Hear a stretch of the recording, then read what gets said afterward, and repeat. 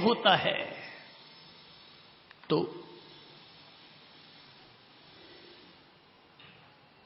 महान व्यक्ति, मुक्ति का प्रेमी वही व्यक्ति बनता है जिस व्यक्ति को अपनी नारी से उपेक्षा मिली और तब कोई नारी ने कह दिया, किसी रत्नावती ने कह दिया, अरे भाई जितना राग तेरा मेरा इस चाम से है, अगर उतना ही राग तुम्हारा राम से होता तो नारी से उपेक्षित हुआ व्यक्ति महानता की ऊंचाइयों को उपलब्ध करता है और तब किसी तुलसीदास का जन्म होता है। उपेक्षा भी काम करती है। समझ लो, अगर जागरूकता पूर्वक जिएंगे तो आदमी समझ लेगा और समझेगा तो आदमी पार लग जाएगा।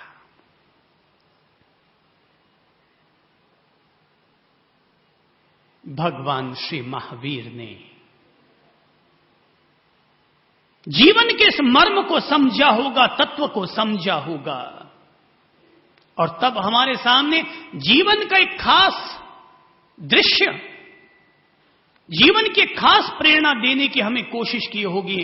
और तब महावीर ने कहा था, चत्तारी परमंगाणी दुल्लहाणी ह जंतुणो माणु सत्तम सुई श्रद्धा संयमम मीय वीरियम। इस संसार में प्राणियों के लिए 4 परम अंग दुर्लभ हैं। पहला है मनुष्यत्व, दूसरा है सदधर्म का श्रवण, तीसरा है श्रद्धा और चौथा है संयम में पुरुषार्थ। श्री भगवान कहते हैं कि इंसान के लिए 4 चीजें दुर्लभ है। दुर्लभ है यानी कि ये जो संयोग हैं ये जीवन में मिलने वालों के लिए ही मिलते हैं, हर किसी के लिए संयोग बनते नहीं हैं। चाहने में तो हर आदमी चाह लेगा कि मेरे भी शाली भद्र की तरह 32 रानियां हो, पर यह संयोग हर किसी के नहीं बैठता, बैठने वालों के बैठता है। जीवन में संयोग, उत्तम संयोग, दुर्लभ संयोग मिलने वाले लोगों के ही मिला करते हैं। जन्म जन्म के पुण्य काम आते हैं, तब कहीं जाकर के इंसान के जीवन में उत्तम संयोग मिला करते हैं। रसगुल्ला खाने के संयोग तो फिर भी बैठ जाते होंगे, लेकिन उपवास करने का संयोग हर किसी के नहीं बैठता होगा, है? रसगुल्ला खाने का संयोग तो पूरी दुनिया में अनगिनत लोगों को मिल जाता होगा, रोज ही मिल जाता होगा, पर उपवास करने का संयोग, ये दुर्लभ संयोग हर किसी के नहीं बनता। 10-10 अंतराय आ जाते हैं। किसी के पित्त पड़ जाता है, किसी के घर वाले मना कर देते हैं, पत्नी करने जाए तो पति मना कर देते, नहीं नहीं नहीं, अपने नहीं करना, पतली हो जाएगी। तो 10 अंतराय पैदा हो जाते हैं, संयोग ही नहीं बनता। और पहली बात तो यह कि दुनिया वालों के भाव ही नहीं बनते कि हम उपवास करें, और उपवास करने के भाव बन जाए तो 10 अंतराय पैदा हो जाते हैं। ये दुर्लभ संयोग है। कभी हमारी अपनी काया बाई सही कहना नहीं मानती, बोले नहीं अभी नहीं करना, अभी तबीयत ठीक नहीं है। बिना ईश्वर कृपा के, बिना भगवत कृपा के कोई भी इंसान भगवत्ता के रास्ते पर बढ़ नहीं सकता। मेरे और आपके चाहने से कुछ नहीं होने वाला है। बिना प्रभु कृपा के कोई भी इंसान प्रभु के रास्ते पर चल नहीं सकता। अगर वो कदम भी बढ़ा देगा, उसमें पात्रता नहीं है, तो कोई भी रंग राग उसको बीच में से वापस खींच करके ले जाएगा। बिना ऊपर वाले की कृपा के बात बनती नहीं है। महज कोई ज्ञान से बात नहीं बनती, महज कोई मेहनत से बात नहीं बनती। ऊपर वाले की कृपा होती है तो आगे का रास्ता सुलभ होता है। एक घर में 5 भाई होते हैं, एक भाई धर्म के रास्ते पर जाता है, पर बाकी के 4 भाई नहीं जा पाते। तो क्यों नहीं जा पाते?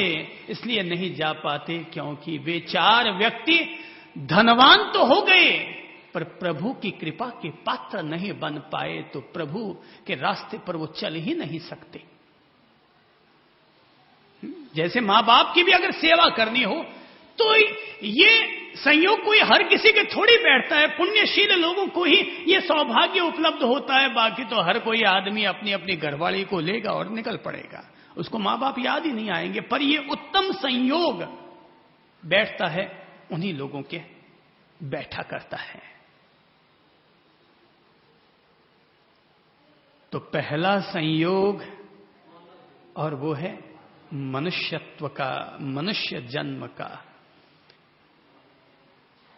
अगर धर्म की किताबों में विश्वास रखें तो कहते हैं कि इस ब्रह्मांड में 84 लाख जीव योनियां हैं, यानी 84 लाख किस्म के, 84 लाख प्रकार के जीव इस दुनिया में हैं। जीव तो अनंत और अनगिनत होंगे, लेकिन उनमें 84 लाख, जैसे मनुष्य एक हुआ, अब ऐसे न जाने 84 लाख में क्या क्या चीजें आ जाएंगी। कीड़ा दूसरा हुआ, हाथी तीसरा हुआ, अब योनियां बदल रही हैं। 84 लाख जीव योनियां हैं। अब इस 84 लाख जीव योनियों में अगर हमारी आत्मा उतर जाए, हमारा जीव उतर जाए और वो अपनी यात्रा करनी शुरू कर दे, तो सोचो कि 84 लाख में मनुष्य तो फिर एक है। अब भाई जैसे अपन पुराने जमाने में हम लोग जब छोटे थे ना, तो गेम खेला करते थे। तो एक लंबा सा एक अलग टाइप का कैरम बोर्ड होता था, नीचे एक गोटी होती थी, आगे उसमें अलग तरह के खण लगे हुए रहते थे, कील ठोक ठोक करके, और वो नाम तो मुझे याद नहीं है।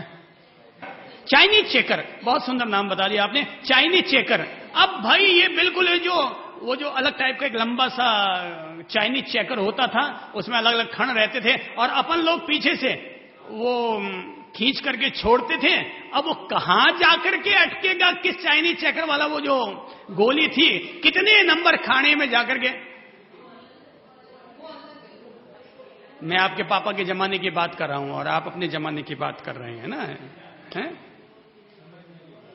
तो कुल मिला के समझ गए ना कि वो जो छोड़ते थे हम, और छोड़ते तो वो कहां किस खंड में जाकर के 100 में जाएगा कि 80 में जाएगा कि 60 में जाएगा कि वापस लटक के नीचे आ जाएगा, उसका कोई पता नहीं चलता था। सांप सीढ़ी तो अलग हो गया, मैं जो खेल कह रहा हूं बड़ा मजेदार खेल होता था। चलो सांप सीढ़ी समझ ली, अपने कौन सा गुल मिलाकर के बात समझनी है, और बात का सार ये है कब कहां जाकर अटकेंगे कोई पता नहीं है। कहते हैं अब नरक की इतनी सीढ़ियां, इतने लोक, देवलोक तो देवलोक के इतने सारे लोक, और अगर त्रियंश योनि यानी जीव जंतु जानवरों में चले जाएं तो इतनी सारी जीव योनियां। भाई ये मेरे तो वश में भी नहीं है, ये तो धर्म वालों के वश में कि उन्होंने सारी गणना करके 84 लाख की गोटी फिट कर दी। मेरे तो वश में ही नहीं है कितने सारों को गण गुणा करके और गोटी सार गुणा भाग जोड़ सब माइनस करके निकाल दिया जाए। तो इतने सारे जीव योनियों में 84 लाख जीव योनियों में मनुष्य जन्म प्राप्त करना अपने आप में ही एक दुर्लभ संयोग हो गया। ये अपना संयोग है कि अपन मनुष्य हैं। बाकी तो गधे भी हो सकते थे, कोई रोक थोड़ी सकता था अपने को, हैं? घोड़े भी हो सकते थे, खटमल भी हो सकते थे, मगरमच्छ भी हो सकते थे, कुछ भी हो सकते थे। संभावनाएं तो अनंत हैं, कुछ भी हो सकते थे। उत्तम संयोग पुण्यशील लोगों को प्राप्त होता है जब हमारे कर्मों में से कुछ कर्म कटते हैं और उनमें से मनुष्य जन्म प्राप्त करने के पुण्य जगते हैं, तब कहीं जाकर ये मनुष्य जीवन अपन लोगों को प्राप्त होता है। तो ये अद्भुत है, ये संयोग मनुष्यत्व का संयोग ये अद्भुत है। ये फूल जन्म जन्मांतर की साधना के बाद खिला करता है कि हम लोग मनुष्य बन जाएं।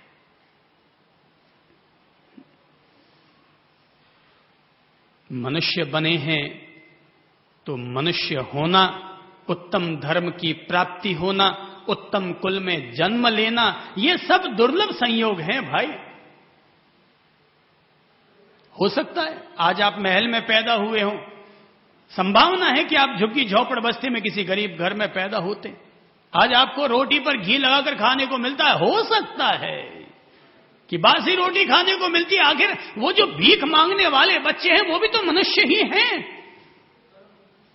तो उनके संयोग तो बन गया मनुष्य जन्म का। अब मनुष्य में भी कई ऊंचे नीचे स्टैंडर्ड हैं।